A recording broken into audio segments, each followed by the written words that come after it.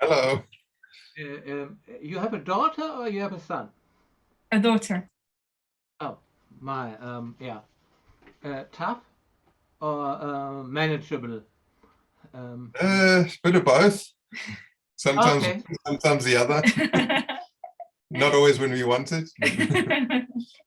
I'm a beloved godfather of 3 children, so I know how to deal with them. So, but I'm not having children of my own. But anyway,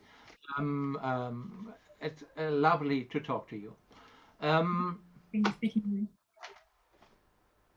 Would you agree that to animate wool in stop motion is the hardest thing of all?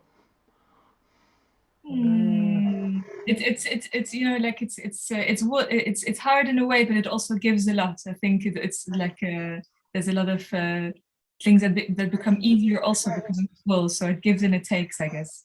I think there's a lot of filmmakers these days using wool, and I think there's a good reason for it. It interacts with the light in a wonderful way, and there's a softness to it. There's a visual aspect to it that's lovely. But of course, it's a lot more rigid. Of all stuff, wool. How did you come up with that? How did you find it? When I was about 10 years old, my parents moved to a farm. They were like fed up with city life, and they bought a bunch of sheep, and they started using the wool to make carpets, etc. So they taught me how to knit. So we're city people, but we kind of taught ourselves all these techniques of working with wool, etc. And I just continued making puppets. Also, when I started studying film, I was still making puppets to earn a bit of money on the side. And then those two things kind of came together. I thought, well, I'm making these puppets. Why don't I use these puppets to make a film in film studies?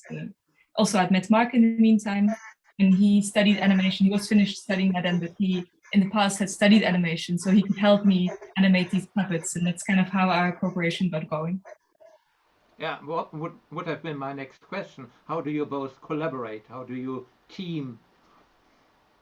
It's kind of it's not that clear cut. I mean, we like to say that we do everything together. Marc is a lot more on the kind of the writing front and the storyboarding front. I'm a lot more focused on the design and the puppet front.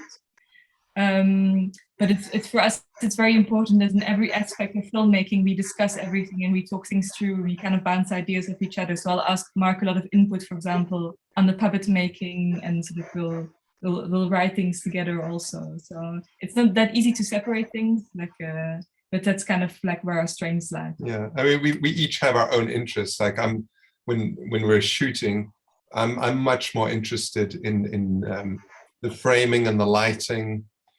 And Emma is more focused on kind of like making the decors and making the puppets. So we've kind of got these various departments that we kind of like gravitate towards all the time, and that kind of I think that's enough for us to sort of think, okay, we've got our little thing, our own little like sort of teams that we like to kind of hang around with, and then we kind of get together and sort of discuss everything. And so there's enough for us to kind of do together. There's also enough for us to do apart. So I think it kind of all works out in the end. Who has the last word? That's a good one. It's a good one, yeah. I'll say that you do, and you can say that I do. Yeah, Emma always has the last word. It's Marc, always. I can wait a little bit, and you can discuss it. Eleanor, our daughter, has the last word these days. Yes. The child has the last word. Yeah, okay. Out of curiosity, how long does it take to build and design one of your puppets? It really depends. Normally, in the past, I've made my puppets a lot more myself. And then like they were also made in a lot kind of cheaper way and less kind of advanced way than the puppets on this film have been. So I would say about 3 to 4 weeks previously. And I find it a bit harder to say now because it was all divided into different departments. Like I was designing, someone was making the hands, someone was making the armature, someone was doing the foam baking.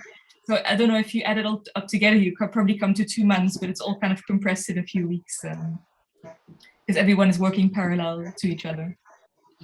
Okay. Now I have to say, since Oh Willie, I'm in love with your work. Thank you. I would never had thought that this would be possible to do something in wool in such a way. Amazing. Well, nothing's impossible. Yeah, animate water. Put your mind. Have you ever been tempted, that goes to both of you, to cheat with CGI? There's a few tiny things that are cheated in our films, but they're really small and only if you really have to. I would say like 95% of everything you see was actually there on set. There's a little bit of compositing. Maybe about 99%. Yeah, closer to that. Yeah. Like we actually we're always very kind of we just love practical effects so much. We just love doing them. We love developing them, and like we were quite excited. I mean, when we were writing this story, there's a lot of fire. So we're just like we're not quite sure how we're going to do it, but we want to do it on set. And the first thing is we want to do it with wool, of course. So we worked with an animation director this time. That was the first time for us, Tobias Foraker. And like he developed a fire sequence for us. So together with the DP, Malcolm Hadley, he underlit the flames through perspex. And then the animation director developed a sequence of flame goes up, flame goes down, stuff 2 up, 1 down. Like he had a whole sequence going for that.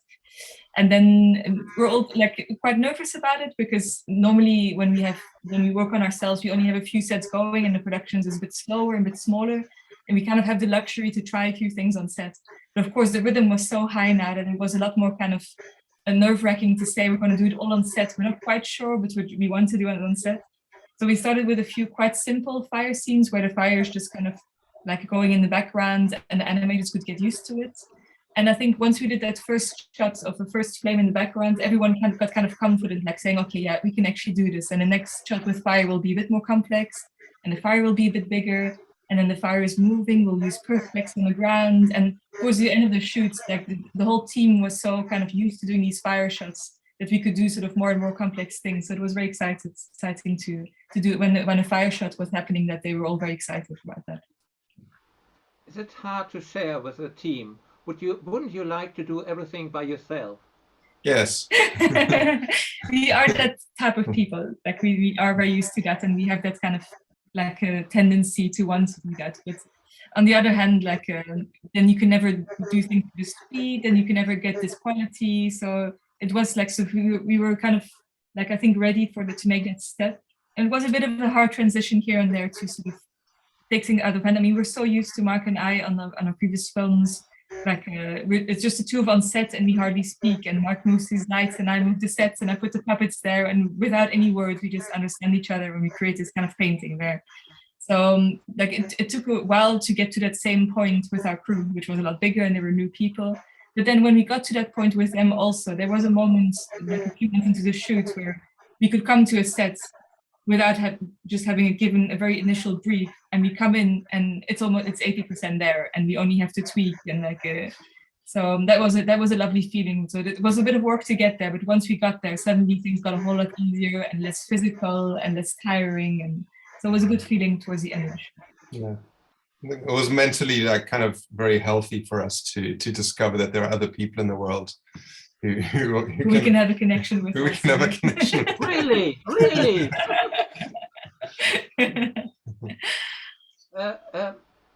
Fun question. Why not live action?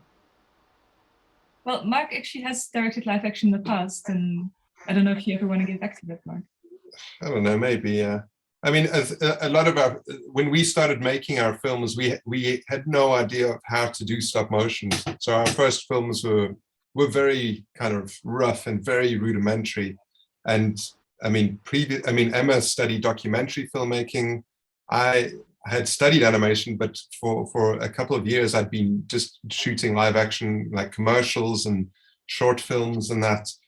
And so that was much more comfortable for us, shooting in live action. So when we started doing stop motion, basically just to kind of add a few animation shots to Emma's documentaries that she was making, we just, all the sensibilities, everything that we knew about filmmaking was so informed by live action that we just kind of brought that into our stop motion.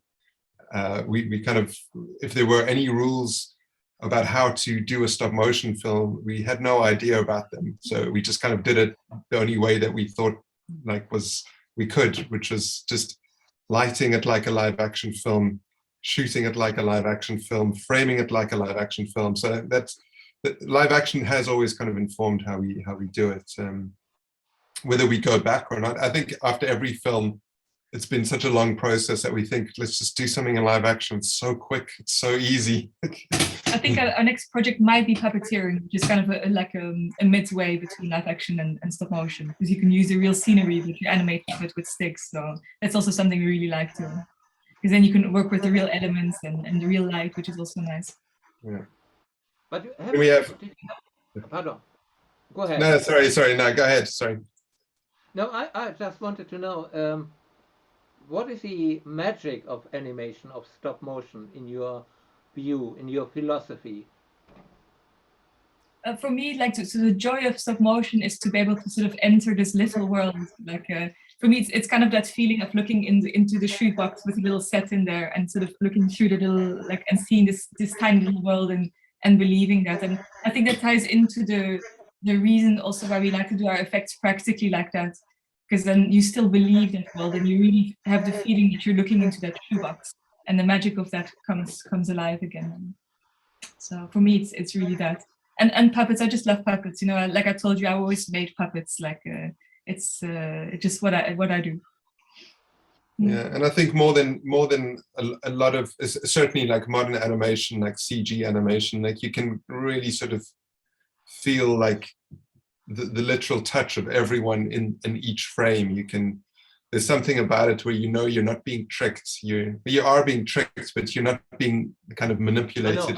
Kind of sort of more where you feel like they're trying to kind of cover something up. It's like there's a bit of a wink and it kind of, we love kind of the absurdity of it, the absurdity of it being so complicated and so hard to do. It's like, it's something that we actually, instead of like sort of trying to move away from that and making everything more efficient, we actually like it to be very hard, something that we have to be obsessed about and sort of extremely passionate about, because I think that translates to the viewer. Like someone watching it can actually feel the passion and feel kind of the struggle. And I mean, it's like Van Gogh, he sort of cut his ear off and he went mad, and there's something about looking at his paintings, knowing that the struggle that sort of is in the painting too. So I think, not to say we're like Van Gogh or anything, but I don't know where I'm going with this, but we like that each frame has got this kind of struggle to get it there. I think that's why people like watching behind the scene pictures of stop motion. They're interested in how incredibly inefficient it really is. Yeah.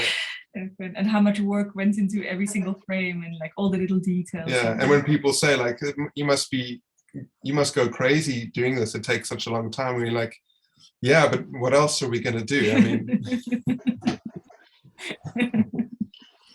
who do you think is your audience when you do a film? Who are you telling the story to? That's a good question.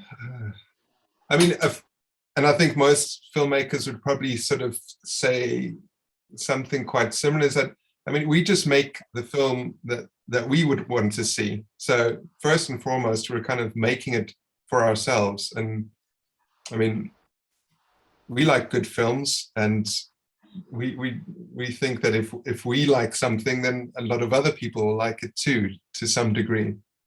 So I don't know, we've been quite surprised by the sort of people who like our films. Like we have some sort of arty cinephiles who kind of turn their noses up at it, but on the other hand, we also have, like, one of the journalists that interviewed us said his mum was like a huge fan, which is something we'd never really expect. We always kind of think, well, like our films previously had been sort of these festival films and sort of more like catering towards sort of like an artistic crowd, like whatever that means. But We actually just want our films, we think, for, sorry? Me. Yes, you. But we want our films to be kind of for everyone, and I think there is something of an acquired taste, but I think that also makes them kind of like there's something like sort of engaging about that, and so we, yeah, I don't know, we don't try and think too hard about like the demographics that we want to reach or anything. We just try and make something that we would really want to see, and we hope people are on board with us. Time flies. How did you get involved into making the house? Your chapter in the house. In April 2019, we got a phone call from a producer at Nexus, which is the production company that represents us in the UK. And they invited us, Niki and Paloma, over to London to come and brainstorm, which we were very happy about because we really admired their work, and it was fun to sit around the table to discuss ideas with them. And then the ideas kind of were written out. We came to a conclusion, like we'll do something set in a house. We each wrote kind of a synopsis out, and that idea was then presented to Netflix at a meeting in Annecy. So that's kind of how it's kind of how it all got started. Huh? But our story, like in particular, we were kind of thinking about this house, and I mean, we had this idea of kind of doing it chronologically, that we would kind of do the past, and Niki would do the present, and Paloma would do the future. But that was like very broad. Like we didn't kind of we weren't sort of so kind of focused on that aspect of it, but we were interested in like what came before that, or how did this house come about? Like, was it always there? Or was it just kind of a bare piece of land, and then it was built, and why was it built, and how was it built, and by who? And there was just sort of like all these kind of stories just in that little idea of like why this house was built, and that's kind of what we focused on. And so we just kind of took it from there, and the characters were all kind of based on people that we know, things that we'd kind of heard people say, like sort of behaviors that we'd observed, also kind of our own feelings, like in this whole thing. I mean, we're also sort of just getting into the sort of this housing market craziness, and all the things, like the burden that kind of gets suddenly put on your shoulders, and the stress that comes with it, and the obsessiveness that people have for these things, that just informed the story. And so we just thought there's something there that we want to tell, that we think is kind of worth putting into this film. Before we come to an end, my last question would be, the lighting is especially beautiful. What is the how did you do that? What is your approach in lighting a scene in stop motion? Well, we try and do it as kind of naturalistically as possible. Like I said, we kind of come at it from a live action point of view, but we're always in this dark studio. So we start off with pitch black, and we don't want to kind of see everything. We just, so we kind of always sort of think, well, we want to use as much practical lights as possible, which are just like night lights that naturally occur. And if not, then it would just be kind of sunlight, and we try and recreate sunlight as accurately as we possibly can, and just kind of use that and to light the scene. So it's that simple, really. We don't do anything special. We don't use any special equipment or anything. That's just kind of our focus, is trying to get it to look as much like real life as possible. You are not going for a painter or for a certain style, or it's just out there. Yes. I mean, because everything is so stylized in the way it's made, it kind of catches the light in such a way that it sometimes does reveal a painting, I guess, because a lot of the paintings that we like they were trying to do the same thing. They were just trying to capture what was in front of them. Yeah, of course. Yeah, you are right. Yeah. So I think we come at it from the same kind of place, and it just ends up looking like that. We don't have a painting up and say, well, let's do the painting. We kind of sometimes every now and again we do. Like we had a few Hammershoy references. Yeah, but I think that's more for framing and that sort of thing. I mean, I don't think our film looks Hammershoy-ish. What do you think? I could find many influences in there, but as I am told in the chat, I have to come to an end at some point. Are you proud of your work?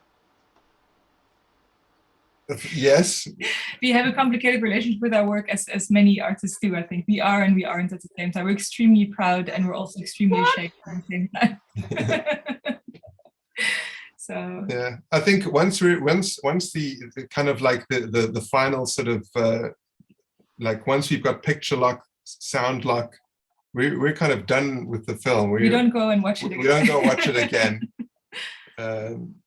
I mean, we see hear interviews with Quentin Tarantino watching his own films over and over again with audience members, and it just seems like torture to me. Like I would hate to do that. But on the same time, we do feel a pride, of course. Like it's a thing where it's this double thing. Like so, we hate it and we love it at the same time, I guess. Yeah. I don't know. We just kind of like sort of put it behind us, and we kind of start moving into the next thing. And every now and again, someone comes up to us and sort of reminds us of something in the film, and it's like, oh yeah. It's much more fun to think of your film as if someone else has made it somehow, and I don't know. It's in this kind of weird nebulous way. But yeah, if we weren't proud of our films, I don't think we would make them. So obviously there is something there that kind of keeps, just when we thought we got out, they pulled us back in. I would be proud. I would be immensely proud. I would be very full of myself if I would achieve something like you did. It's a brilliant film. I like it very, very much, and I hope you do. Thank you very much. Okay, thank you very much for your time. Oh, go thank you. to your child and see if she's sleeping. Yes. And then you start the next one. Yes. We will. Oh, thank you so much. Thank you for your time. Thank you very, very much for your time. Bye. Okay, thank you. Good night. Bye.